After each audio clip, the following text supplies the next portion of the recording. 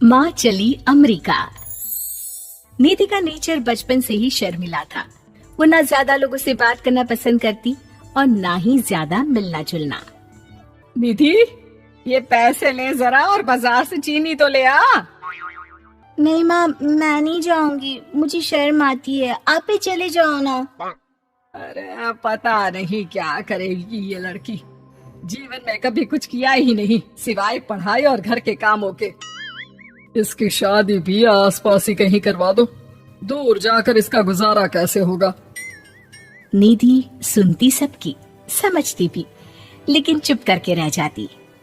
एक दिन पिता के दोस्त अपने परिवार के साथ निधि के घर खाने पर आते हैं। उनकी बेटी बहुत ही स्मार्ट होती है। निधि बेटा, वीणा के साथ बात करो। देखो, अंकल की बेटी भी आई है उनके साथ।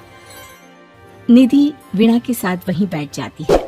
चलो ना अंदर चलते हैं, यहाँ कहाँ बड़े लोगों के बीच बैठे। निधि माँ की तरफ देखती है और अंदर चली जाती है। वैसे मैंने ना अपना चैनल खोला है, तुम सब्सक्राइब करना उसमें। मैं ना ब्यूटी और फैशन की बात करती हूँ। ये देखो। ओह, इतने सारे लोगों के सामने तुम कैसे इतना बोल लेती हो?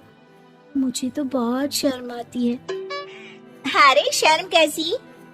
खैर, सीधी सादी सी निधि, उसकी शादी हो जाती है राकेश से। राकेश एक स्मार्ट लड़का था, उसे घूमना फिरना पसंद था, लेकिन निधि का शर्मिला व्यवहार वो समझ जाता है। अरे निधि, घर से बाहर क्यों नहीं निकलती? लोगों से मिला जुला करो, तभी तो पता चलेगा ना कि दुनिया कैसी है। क्या करना है पता करके? शादी से पहले पापा और अब आप। ठीक है ना, मुझे ज्यादा दुनियादारी में नहीं पड़ना। निधि की जिंदगी ठीक ठाक चल रही थी। उसके 2 लड़के होते हैं, दोनों को वो पढ़ाती लिखाती, उनका ख्याल रखती। निधि, 25 साल हो गए शादी को, दोनों बच्चे सेटल हैं। हम लोगों ने शहर में 2 मकान भी ले लिए।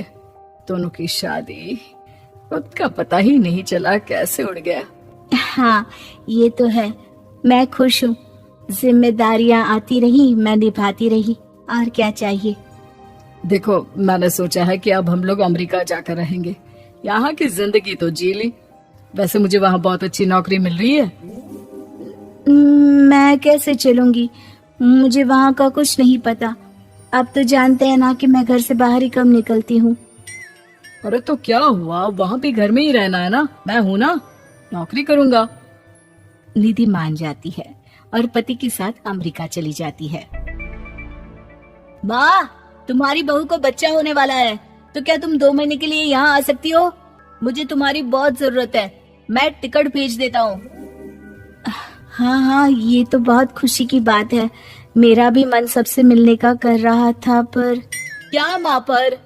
अब मैं आऊंगी कैसे? पापा से बात करती हूँ। देखो माँ, प्लीज बहाना मत बनाना। तुम जानती हो ना, इस वक्त में मैं किसी पर भरोसा नहीं कर सकता हूँ। निधि पति को सारी बात बताती है।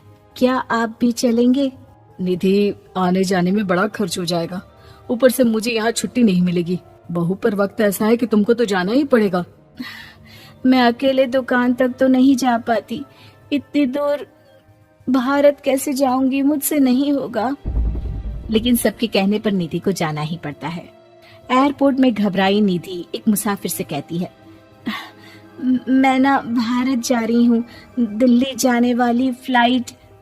सब मिलकर निधि की मदद करते हैं और फाइनली निधि भारत पहुंच जाती है, जहां बेटा उन्हें घर ले आता है। वाह माँ जी, यहाँ तो मैं भोपाल तक नहीं जा पाती, आप अमेरिका से आ गई। भाई, चालाकी तो औरतों में होनी ही चाहिए। यहाँ हम बुद्धू के बुद्धू रह गए। निधि इतनी दूर और लंबा सफर करके थक जाती है। वो चुपचाप बैठ जाती है। बैठना नहीं है माँ जी, बच्चा पकड़ना है, ये लीजिए।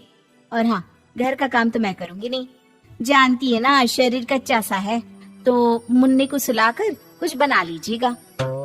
निधि को बहू का व्यवहार बहुत बुरा लगता है।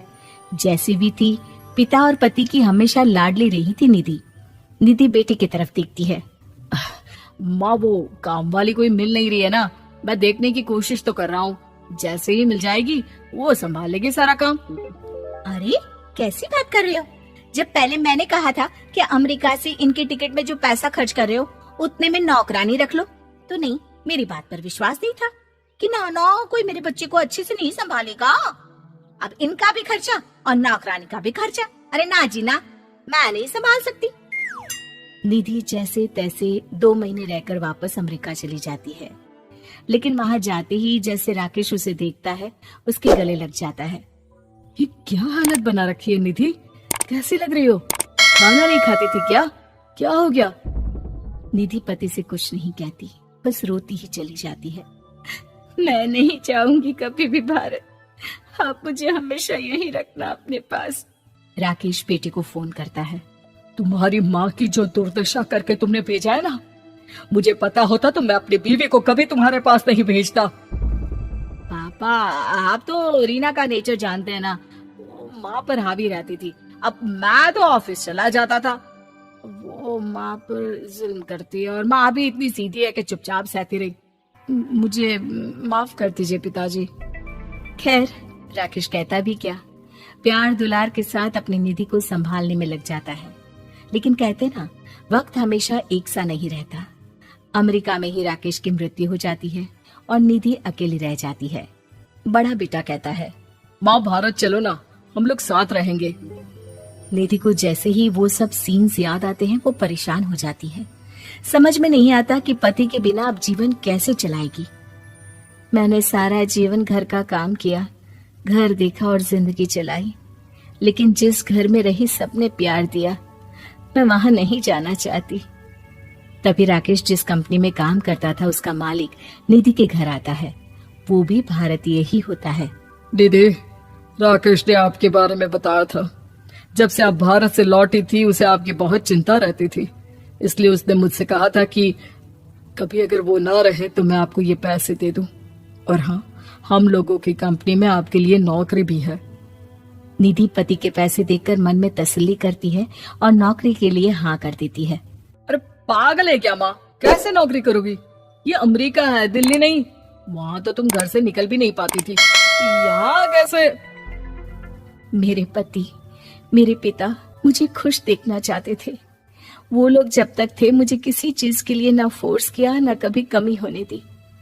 पर अब मुझे जीवन जीने के लिए घर से निकलना ही होगा। बेटा, तुम तो अगली फ्लाइट से भारत लौट जाओ, मैं यहीं खुश हूँ।